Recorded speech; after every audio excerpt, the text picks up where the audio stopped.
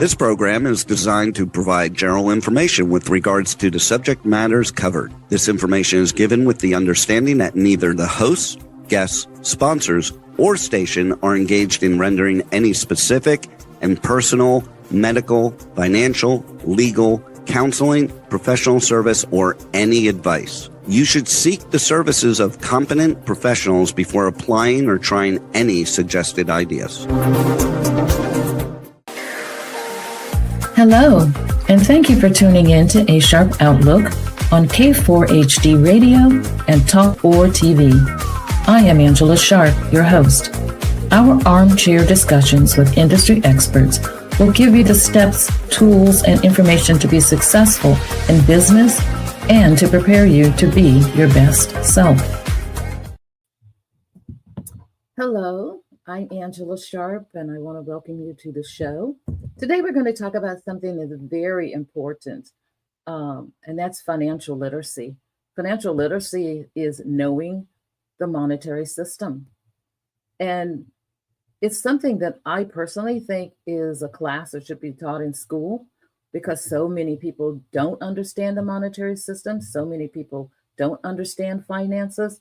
But today we have guests that are going to help us understand. And we have several that have joined us today to discuss financial literacy.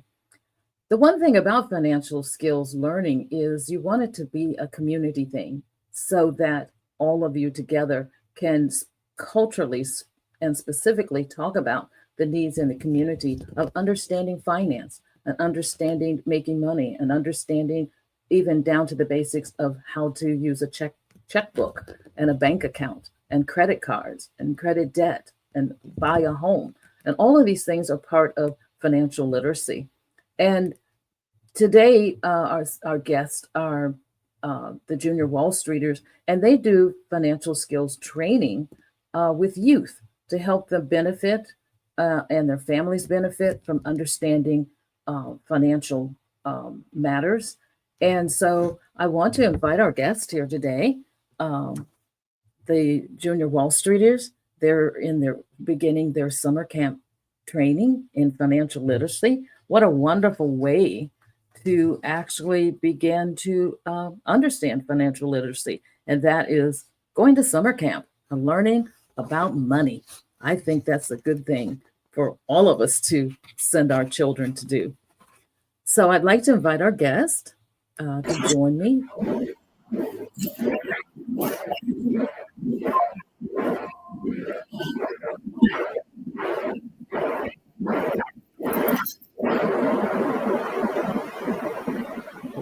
Okay. Kevon, Kumari, and Junior Wall Streeters, thank you for joining us today to talk about this subject about financial literacy. Thank you for having us. Yes, thank you. I understand, you do it as a community effort, helping those that are in the community learn about financial literacy, learning about banking and all these various, parts of building a healthy economy and developing spending plans and working with checking and savings accounts and investing and understanding credit and credit reports and accessing credit and home ownership and starting and owning a business. That's a mouthful, but that's just part of financial literacy. So today we have Kevon and his son, Kumari. And as I mentioned before, the whole group of the Junior Wall Streeters. And they have summer camps to teach that. So tell us a little about the Junior Wall Streeters. Yes, you have a great financial literacy teacher, and our camp has joined the whole call today because as you mentioned, we are in session. So you see Miss Michelle Gosley. She is our financial literacy and investing instructor. So we're happy that the full class is able to join us because we are in our second week, and this is our investment week where we talk about specifically investing in the stock market. So they took some time off from the class to join us. But yeah, so thank you for having us, Ms. Sharp. We are very excited to be here. Yeah, so we started Junior Wall Streeters 6 years ago, and it wasn't our goal, our intention to be in this space, but we're happy we are very happy that we are currently in this space. So we launched Black Wall Streeter consultation services first, Mhm. and that is our investment club component, where we teach individuals how to start and grow wealth via investing together via an investment club. But we sort of hit a roadblock, and we found that many individuals were unaware of the stock market, or were thought it was some mythological scheme, or were just really hesitant. And some people were just afraid to invest in the stock market because of past experiences. Like, I met a woman that lost her retirement because she worked for Enron many years ago. Mhm. And so we had no customers. And I wanted Kamari to just learn how to build a business from the ground up, because he was 11 years old at the time. And so we basically had to pivot. We pivoted, rather than focusing on adults, we started focusing on the youth. I said, so maybe if the adults don't want to learn, or whatever their hesitation is, they will encourage their children to learn about stock investing in the stock market, to learn about the importance of becoming financially literate as early as possible. Mhm. And so we developed our own curriculum, and we launched a summer camp in 2000, the year of COVID, and we started off with over 106 campers in that first camp. Wonderful. Yes, Wonderful. thank you. That's very impressive. You know, way back when I was working for an organization in South Dakota, they also did financial literacy training with indigenous peoples. And it was, I just, because I have a financial background, I made an assumption that everyone understood banking and had a checking account and, you know, did these things. And I found out that there are fewer people that know anything about the banking system. Majority do not understand it. They know the money goes in the bank, but they don't understand all of the inner workings of banking and investing and interest earning and, you know, debt. And they get ready to buy a home. They don't have any understanding. And so they're getting involved in some critical decision making without the knowledge of knowing what it is that's really going on. So they're having to trust someone to be telling them the truth. And Yes. it's really, it's very, I'm telling you, my heart is just clapping right now that you are doing this for the youth, because that's where they need to start Yeah. understanding, so they grow into this. So Kamari was there beside you at a very young age, learning about finance. How did you take that, Kamari? At first, it was kind of a shock. I didn't know what to expect, and it was definitely new to me as a young kid. I was like 11, 12. I just wanted to play outside. Kind of didn't really care about it at first. But when I learned the benefits and I learned how important it was, I really took an understanding, and I listened to my dad, and I let him teach me. And I listened to other people and learned the importance of being financially literate at a young age, because a lot of people, when they grow up, aren't financially literate, and that comes back to bite them. Yeah, yeah, it definitely does. Like I said, I'm just admire the two of you taking on this task. I just would have thought by now the schools it just would have been part of the school curriculum, and I just don't understand why, no one has figured to add that to the curriculum, seeing that most of your adult life you're going to be involved with some kind of monetary, procedures going on, whether just your check going in, or maybe, like you said, being in the stock market because you have a 401k. If you don't understand financial information and you haven't taken financial literacy, you're looking at statements and don't even know what's going on and whether you're gaining money, losing money. You don't, I mean, it's just really, I look at it this way. Financial literacy, yes, it's wonderful, but it's more than wonderful. It's a necessity to actually be in society. It's a necessity to understand money and how the monetary system works thoroughly. And so I can understand some people because they've lost their money because of a 401k, but that was because of lack of knowledge. And as we know, I'll just quote the scriptures: you perish because of lack of knowledge. And knowledge is more powerful, more important, more valuable than anything else that you can ever acquire. Yeah, money's great, but if you don't have knowledge with it, you don't have wisdom to understand it, you're not going to have it very long. Yeah. You will depart from it. So you say your summer classes have started.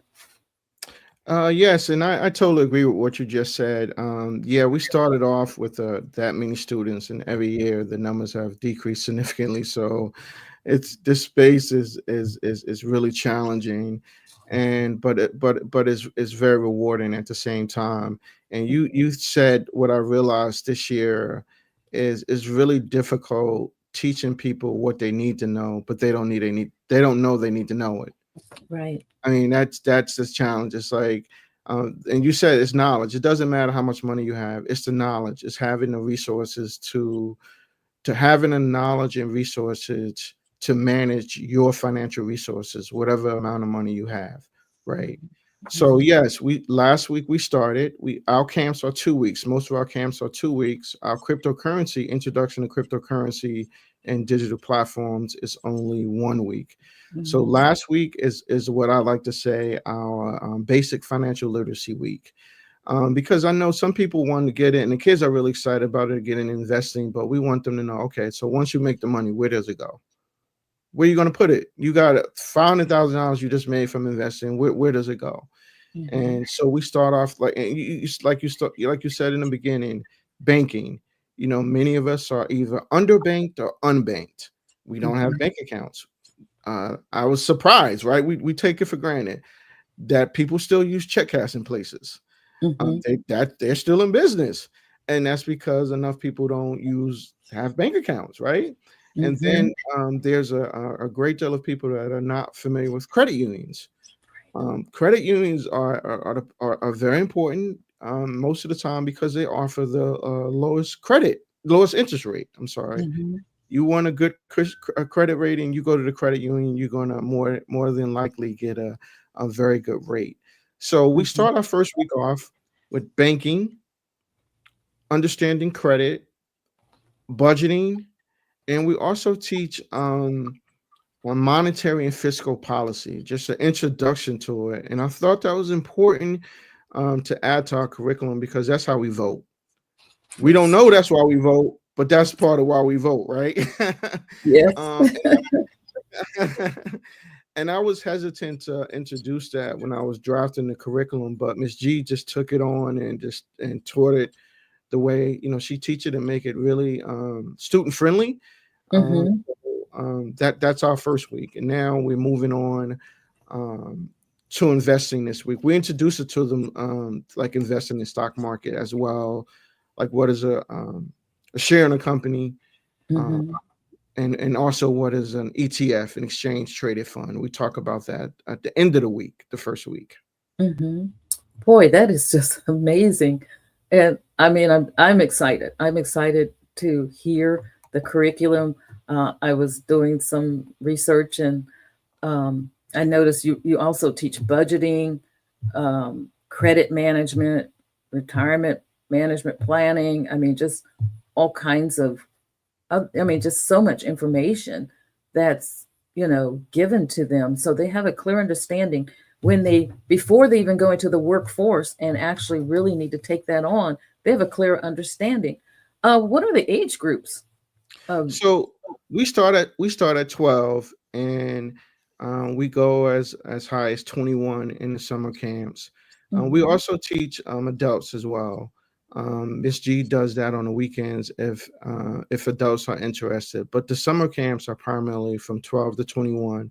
But Ms. Sharp, we've had some 9-year-olds in the camp. Some parents contact me and just say that their kids have been really interested and excited about learning. I'm not going to turn anyone away.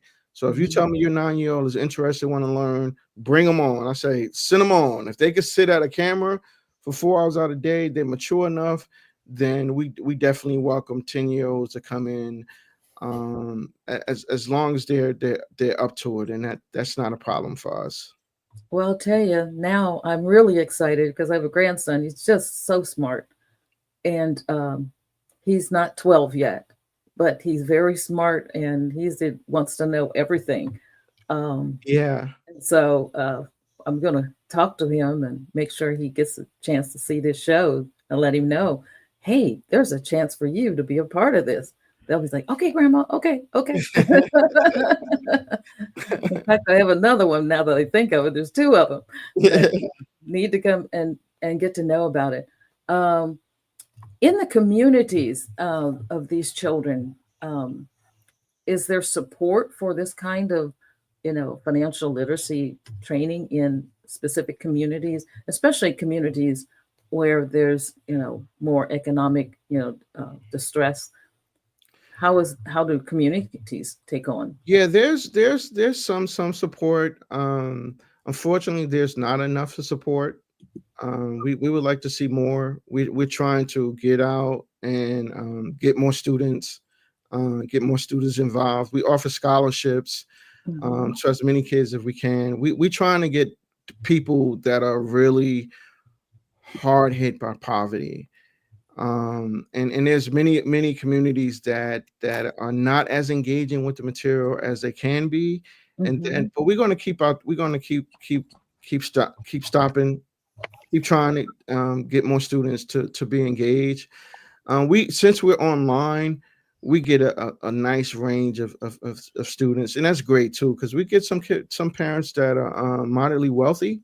And they want their kids to learn, and then we get some kids that can't afford it, and that's not a problem because that's the type of environment that I grew up in. And so we welcome students from all backgrounds that are willing to learn, because just like you said, when you get that, you graduate from college, or even when you get your first job, you get that retirement package. What are you going to do with it, or that retirement offer? And there's no one there sitting to walk you through it. And there's so many mistakes that are made, and people don't realize it until they're years later. When Kamari and I were on Good Morning America last year, you wouldn't believe, most of the people that contacted for our services were in their 60s. In their 60s. Yeah, that's very late. Very late. Okay, we're going to have to work together, because I know because I have a financial background and also software. This is critical. Like I said, it's a necessity. You have to know, or you're going to, whether you have a lot or whether you have a little, you don't want to be in a situation where you are affected by loss because you didn't understand or you didn't know. It really is. It is so very, very, very important. And so we'll talk, because I would really like to see this everywhere, so that the youth, because if you have people in their 60s, they've gone through life not really having that safety and that security in their mind, that confidence that they're taken care of. Right. And you make money, but it shouldn't be something you have to worry about. It shouldn't be something that you're scared about. It's what you receive because you have labored or you have given or whatever. And so you shouldn't be afraid to do anything with it. In fact, you want it to grow. But that's very unfortunate that they've gone that long and not understanding anything. So we don't want their youth. Kamari, what about the people in your generation? How do they feel about I know they want to make money. I'm talking Mhm. about, do they know what to do with money when they get money? That's important. So how do they react to it? Yeah, it's a lot of mixed reactions. A lot of my friends, once they hear what I do, the first thing they jump to is, how do I make as much money as possible, or how do I make money with the stock market? But I try to slow it down for them and realize you have to learn what to do with your money. So when you Mhm. make money, you're not going to lose it, because some Right. people are gonna they just every time they make money, they spend it, get something to eat, they buy some new shoes, they do, they keep purchasing with the money that they just got. But I teach them that it's important to be financially literate. And that's why we teach budgeting, because we divide our money into envelopes and save, spend, and then donate. So once I get money, I'll normally divide it into those envelopes to make sure Mhm. that I can still spend enough money to, have fun, get something to eat, but that I still have enough money in my save to invest in the stock market, and to also have enough money for emergencies, because we teach to be able to invest with, you don't want to invest when you don't have money to lose. You Right. want to have money that you can fall back on. So if your investments go down, then you will still be financially off. So I try to teach my friends to learn the basics before they jump ahead and worrying about how to make money, and learn what to do with that money. So when they make it, they won't, lose it all at once. Yeah, that's really wise. And like I said, if the parents don't know and the schools aren't teaching, then there's no resource. And it's not like they're going to be running to Amazon looking for a book on financial literacy. Now they are going to go look for a book on how to invest, but if you don't have all that other background information, I pretty much want to tell you you're probably going to make some mistakes and lose what you have. You need to have thorough background as to what really happens, within the system. What makes the stock market go up and down and move or whatever? What is angel funds? I mean, there's just so many different things that are out there, and there's so many, fundraisings going on. You have to really know what you're doing. Um, I understand that you do investment clubs. Yeah, we that's how we started. And um we I am the president of our family investment club that's been around for 23 years. And Mhm. I'm very happy that at the time my mother-in-law encouraged us to start an investment club. She was originally a part of an all women's investment club, and they've been around probably 25 years. And then she encouraged her immediate family to start one. And an investment club has three purposes. It's primarily to get individuals to pool their resources together to invest in the stock market. And you don't know, not only have to invest in the stock market, you can invest in real estate and other and other revenue generating businesses. But we primarily focus on investment clubs. So people that are hesitant about investing alone can invest in a club. Mhm. So that means that if the market goes down, you're not personally losing money. So, um, but the group is, and Mhm. so that's the first purpose, is pooling your money together. So that means you have dues. The dues may be like $200 a month, and you pay that, and then once you have enough, you would invest in the stock market as a club. And they're legitimate businesses. Investment clubs could be even LLC, limited liability company, or partnership. Mhm. And the second reason is the club is to make sure that individuals are financially literate, right? Like having discussions, like, do you have enough life insurance? Do you have a will? Having these discussions with your peers and family members, right? Mhm. And then last reason is just to have a good time, right? You Yeah. don't have, that doesn't have to be only about business, but we've had tremendous success. And one of the things we learned was how we've benefited is we was able to pay a portion of Kamari's education, pay for his education. He was able to go to a private school. And if it were not for our investment club, my wife and I would definitely not have been able to do that. So I wanted to share that experience with other individuals. We wrote a book, um, building wealth through investment clubs, trying to encourage individuals in these communities that we're working with, underserved, underrepresented, to get Mhm. together with 5 to 10 family members, pool your resources together, and then invest in the stock market that way. That is another avenue. Right. I'm just sitting here thinking about even members in a church community or something like that, having an investment club where, everyone's there, everyone's investing um, to help build, the community that they live in or whatever. I mean, different things like that. Um, I'd like to know whether or not schools or organizations can contract with you to teach financial literacy.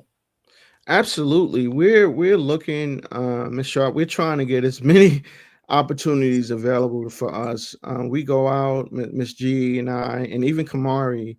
We have our own curriculum, right? It's 14 chapters, Mhm. and we're looking. We right now our biggest client is 100 Black Men of Charlottesville, Virginia, and they hire us to do afternoon sessions.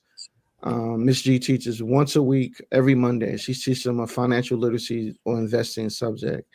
Not enough by far. Mhm. So we're looking for as many opportunities to partner with school systems to um, provide and educate more students and adults more financial education. So yes, we welcome the opportunity to for more Yeah. partnerships. Have some adult education classes in the evenings or something like that where Yeah. they can, join. They can join online. It's not like they have to go to a specific building. They can learn online, but, at least educate themselves. That's really important. The communities where you have certain programs and things like that, they're learning how to empower themselves. Have you seen the results of those that are in communities where they've been taking the classes and different things like that? Do you see like a change in attitude and they're feeling more empowered and they're feeling like they can be entrepreneurs or open businesses or different things like that? Is there a change in their attitude and their vision? Yeah, that's what keeps me going. I wake up every day and I tell the kids these 2 weeks we teach the camp are like my two most enjoyable weeks out of the year. Just being engaging and in company with these students. I remember our very first camp, a parent sent me a thank you letter that she said rather than buy her kid, her child a PlayStation that summer, she chose to buy him stocks in Sony, shares in Sony. And so a lot of times we have parents listening on to some of the information that we're teaching the kids, and they're learning for the first time as well. Mhm. So that, I mean, when that light bulb hits and we get a letter in saying that um, my child did this differently, or this was another letter that we received, and the mom was just so proud. Her son graduated from our camp and went to start his first job. He wanted to go to cooking school. So he was going to school, but he was working. And when he went to open up an account, first he went to a credit union and the questions he asked the bank representative she was just floored. She asked questions that she didn't not even knew he knew it. She didn't know. And I was just like, yeah, like that's what we're doing. That brings joy to me is that this child and his educating his mom. That's what we're talking about. That's what Junior Wall Street is all about. Oh, absolutely. I mean, just changing their mindset so that, and I know the tennis shoes are cool, but they're wanting more than just buying the latest new tennis shoes. They're wanting to actually imagine, start putting money aside. They're working a little summer job or cutting lawns or whatever they're doing to make a little side money, and they're banking it. And when Mhm. they get ready to maybe go to cooking school or even think about starting a little small business, they got some money to invest in their own business. I mean, that Yeah. within itself is just gives you a totally different attitude about who you are, where you're going, what you're thinking. I mean, your mindset changes, the confidence comes. And like you say, you sit in there across that table and you let them know, I'm not, don't take me for someone that doesn't know what you're talking about. In fact, I can inform you what you need to be telling me. And it just changes. In fact, I know personally, it changes the whole mindset of that person at that credit union or that bank, that if they know they just can't talk over your head and that you really understand what they're saying, they're going to give you a little more respect. I hate to tell you that, but that's just the facts of life. When you know something, they're going to respect that you know, and they can't deceive you or play around or not even share specific information you need to know because they think you're not going to understand it. No, you let them know up front. I know what you're talking about, or at least I know, and just start throwing out those questions. Then they're going to come clean and they're going to really probably give you even more opportunities than they ever would have even thought about giving you, just because they know that you know.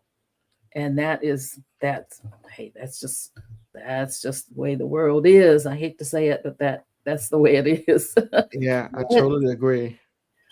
But also creating that long-term financial awareness, and then also it makes you hungry to always keep learning. New things are coming out there, like the crypto and digital currency. That's all new financial literacy that everybody needs to learn about.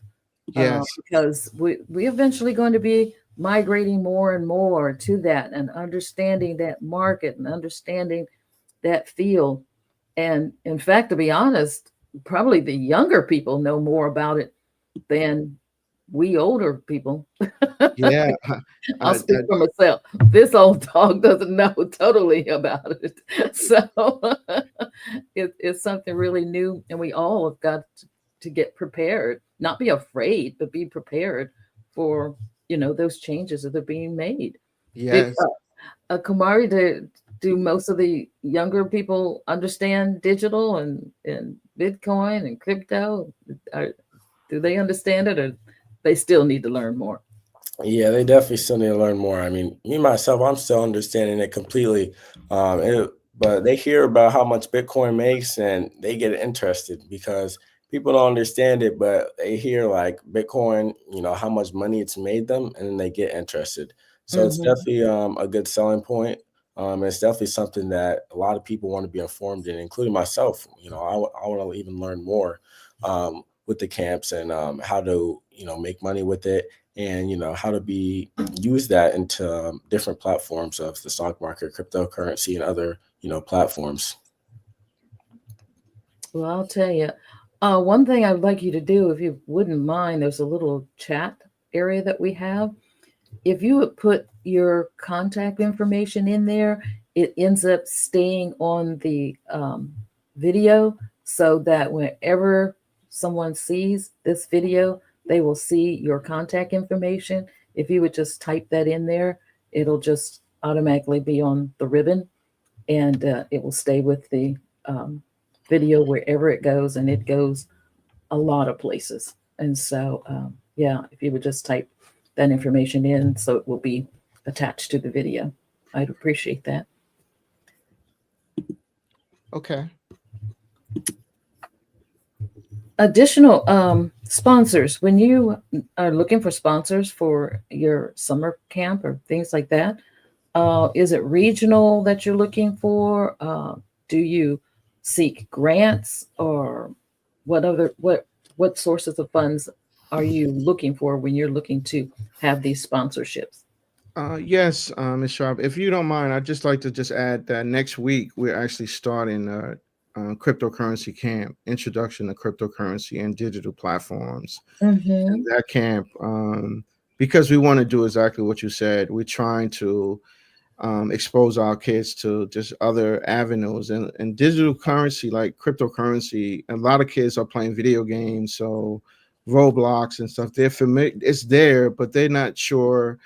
Some are not sure the connection with digital currency. So we try to we do that in our cryptocurrency camp. our introduction to cryptocurrency and digital platforms. Mhm. Yeah, Miss. I talked with the teacher, and that's one thing I really appreciate about this. The camp is only $100. He just practically teaching it for free. We just want to get the message out there, and we still are offering scholarships if people can't afford that. It's online, $100, and we're going to try to make sure that every kid leaves with some type of cryptocurrency at the end of Mhm. the camp. Yeah, sports sponsors, you are really asking all the questions. We are right now, we just running on passion. It's just like this is so we've been denied so many times. As like far as grants, like trying to get a grant, and it's really challenging in this current environment to get any type of support. I hear it's going to be tougher, and I'm like, oh wow. But that's going to be tougher to get a grant.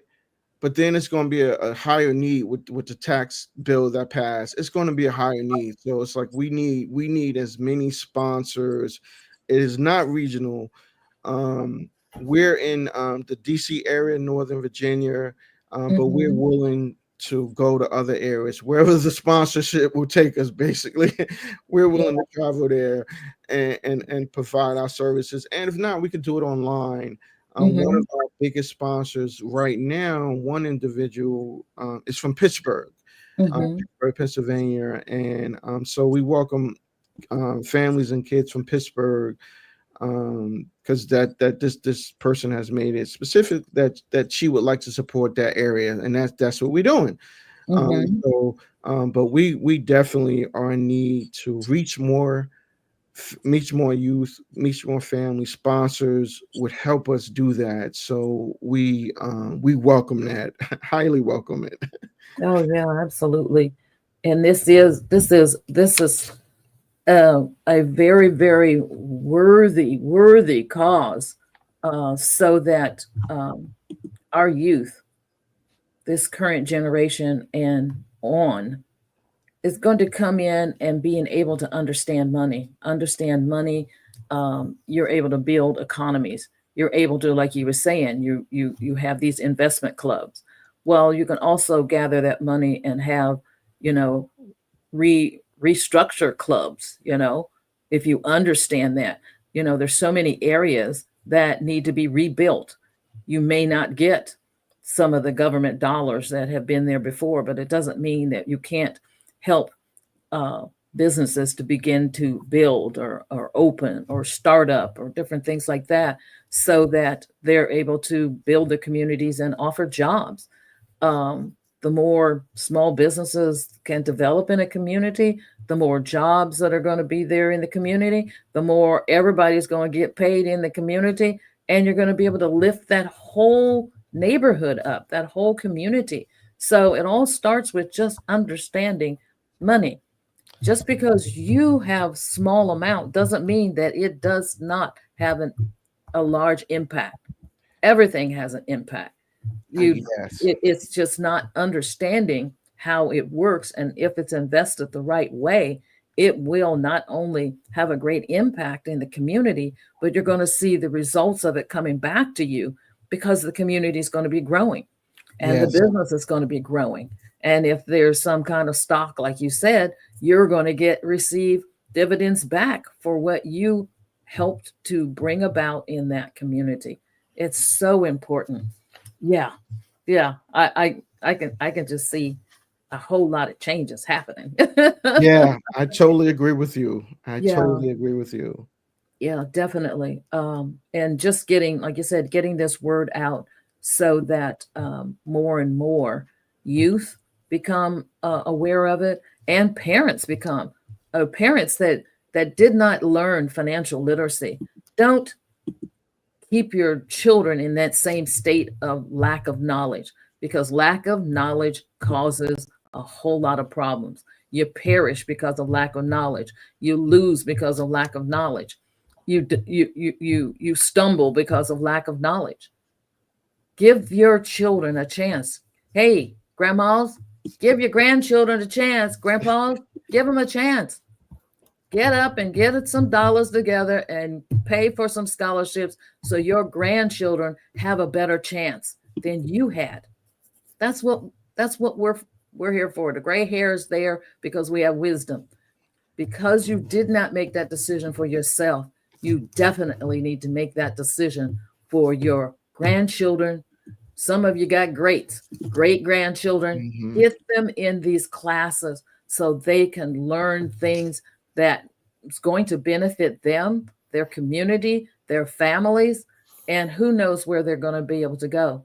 But you Mhm. can't go anywhere if you don't know there's a road, Yes. and you have to know that road. So come on, grandmas, grandpas, get off them nickels and get these scholarships paid and get your kids in a class where they can be informed to be successful in life. That is really important. So, you haven't, I don't see it in the chat yet. How can the audience get in touch with your organization? Yeah, I'm sorry, Kamari. Can you help me with that with the chat? Do you see? It's a private chat button in its comments. Did you want to put us? Where do we put it? You can just type there. It'll be fine. Put your email. Oh, okay. Yeah, your email, your website, your phone number, whatever.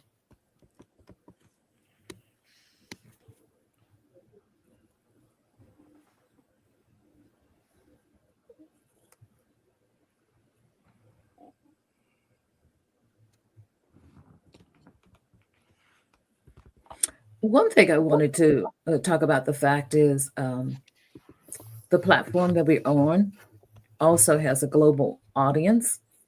And so just for emerging countries, being able to know about financial literacy, money, that's one thing that seems to be the same wherever you go. I don't care what country you're in. There's still a monetary system, a system of making money, a system of investing money, a system of getting returns on money, a system of banking with a financial institute. Those are kind of standard in, and in fact, to so many of the emerging nations adopted the American, European money system, monetary system, that they're going to want to know about this also. So we're definitely going to want them to contact you so that they can get the same kind of learning, seeing that it can be done online. They can receive the same kind of training, the same kind of understanding what to do with money when they make it, how to keep it, how to invest it, investing it in their own community, investing it in their own country, and things like that, so that their communities can grow, just like the communities here can grow. That's really important. How do you feel about offering classes globally? Mm-hmm. We welcome that. I know we've had international students. I know Canada is definitely not an emerging country, but we've had a student, I'll just say one from Canada. It's funny, he was our youngest student. He was 7 years old, and his parents they took the class with him though, and they were very knowledgeable and participating in it. But he was 7 years old, and that was just an amazing experience. And Miss G was just did an excellent job with him at 7. But his parents would reintroduce themselves. We introduced some of the terms with him, and he really enjoyed the class. Mm-hmm. But yeah, in college, it's been some 30 years ago. I went to Senegal and I went to the Gambia while I was in college. So we welcome international contacts and going to countries. And this summer we have our first student from Indonesia. Mm. And he doesn't live there, but his family is from there, right? Mm-hmm. So now I asked him, I said, what, because I didn't want to assume, what Asian country is from. And I said, what country is your family from? He said Indonesia, because we had a speaker, John Fort from CBS, probably mispronouncing that acronym, I'm sorry. But John Fort, he talked about an ETF that he invests in from India. Mhm. So I was like, well, if this is he invested in emerging countries doing ETF in India. So I was like, if this student was from India, I wanted to let him know, but he wasn't. But I'm sure the same thing is there's ETFs for Indonesia, right? Mhm. So we welcome that to get our message out. And you are absolutely right, and Sharp. I really appreciate how you're emphasizing community, because this information can help uplift and forward communities by these communities coming together. And, Yes. and that's and that's why we teach investment clubs. The kids are in investment clubs all week, and there we try to make it fun, so they'll be competing to see who will have the highest gain by Friday. Mhm. Mhm. All right, from their stock and ETF selection to make it fun, but also we teach that you can really, if your community when you're adult doesn't have a supermarket, why not 10 of you guys get together and bring the use this knowledge and bring a supermarket to your city. You don't have to depend on other people. You can do it, just like you Mhm. said. Oh yeah, absolutely. And and we know that a lot of neighborhoods don't even have a supermarket. And Mhm. if there's one there, the prices are not, they're generally much higher than if they had to leave their community. The one thing about if you leave your community to go and get these groceries, you are benefiting another community. They're the ones that are going to be hiring. They're the ones going to be providing the jobs. They're the one that's going to be growing because you've taken your money out of your community and took it to a new community. The thing is, how do you keep the economy from leaking where you are? And that is building up your economy right there, getting your own stores. That's why I say, getting people excited about saving and investing so they can start their own business in their community. That's how you grow it. One Mhm. step at a time, one investment at a time, one business at a time, and then do your shopping in that community so they can continue to grow and start hiring and start providing jobs and all of those things. And the more inventory they're able to bring in and the more customers they have, even the prices can go down and be more affordable. But you have to be investing in your community if you want to see it growing, and that is one way of seeing that happen, is by Yes. helping those businesses to start Mhm. um, and understanding it. So the monetary system itself is such a huge topic, but you have to start with the first thing. All my children had little piggy banks, and you put the little money in the Yeah. little piggy bank. And then when the video games started, I'd see them stealing money out of the piggy bank to go down to the corner store so they could play the video games. Yeah. That's Yeah. a long time ago. I know about the Pac-Man. Yeah, Repeat. that was my game. Don't talk about it. Yeah. Space Invaders. Yeah. Yeah, I know yeah. Space Invaders on Donkey Yeah, we Kong. enjoyed the games, the technology, but just all of that, but just learning everything about that. And financial literacy can be really fun. Just imagine when you have learned that, and then you get the excitement about going to school and learning more about financial literacy and being one of those guys down on the stock market floor, you know investing, that's where your goal is. You end up being one of them stockbrokers Yeah. where you're in there getting paid commissions to go in and make the right investments for the people in the community and things like that.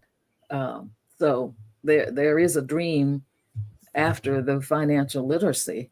Right. Right. There's other dreams that you can break out into other things. If you understand the monetary system, you can pretty much learn any other subject in college Mm-hmm. because it was probably one of the most complex of things that you're gonna ever learn. So this has really been great. So what else do you want the audience to know? Well, you touched upon another very good point there, And that's one of the roles of Dream Wall Streeters is our primary mission as a nonprofit organization is to try to address the wealth gap. But the racial wealth gap, I mean, it's such a huge disparity. So we like to try to provide the financial tools for that, right? But the other thing you mentioned is we also provide career exposure. And just as you said, we want to encourage more youth to enter the financial industry, right? This really just excited me. Just last year, we always have guest speakers in. Like we had a guest speaker on Friday, a financial advisor come and talk to the kids. We have someone coming in tomorrow to talk about his investing experience. We had someone, a financial controller with Ralph Lauren, come in and talk about a couple years ago her experience as a financial controller. She acquired her MBA. Now she's a financial controller, and she said her dream is to be a treasurer of a company at the time. But like we had a wealth advisor come in and speak to the kids. Now it's like that was a total new world to me, right? We have financial advisors and we have wealth advisors. But can you just imagine we have more youth coming in from these communities that are wealth advisors, right? Like when we say wealth, like his average client was 1.2 million. So he gets a percentage of that, right? And then he had 3 clients that were billionaires. So he's managing billionaires' money and their portfolio and so forth.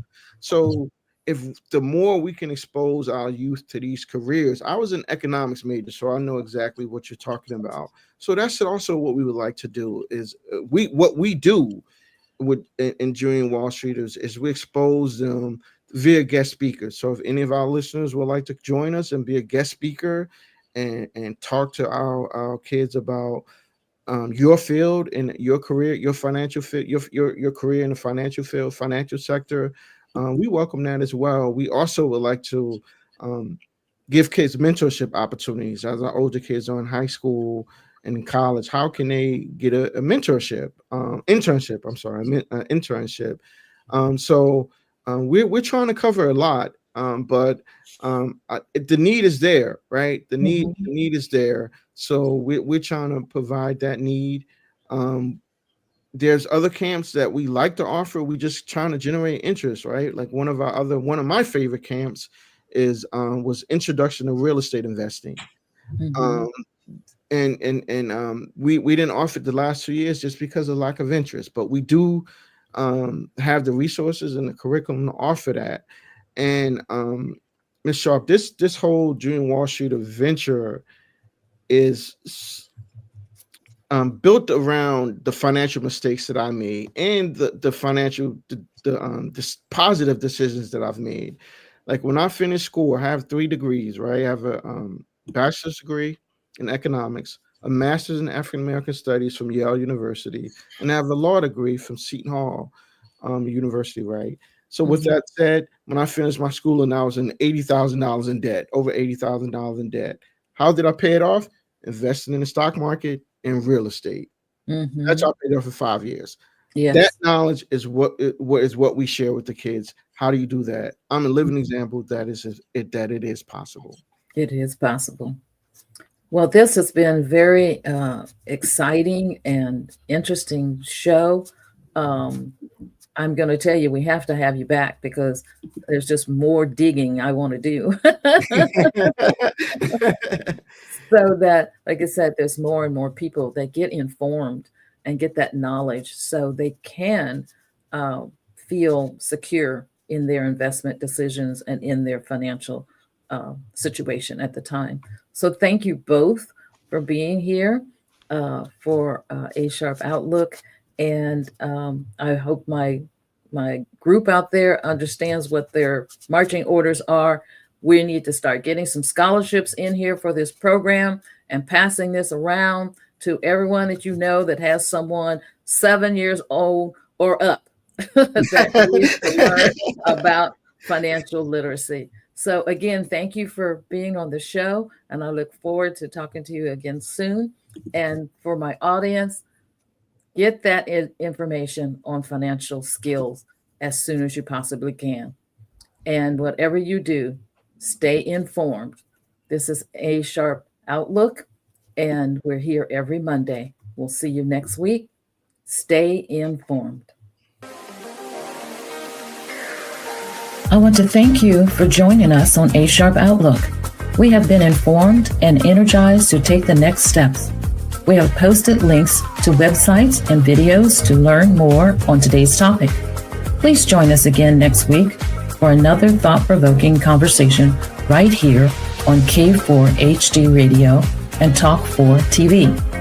Listen to the podcast on all the podcast apps. And until next week, stay informed.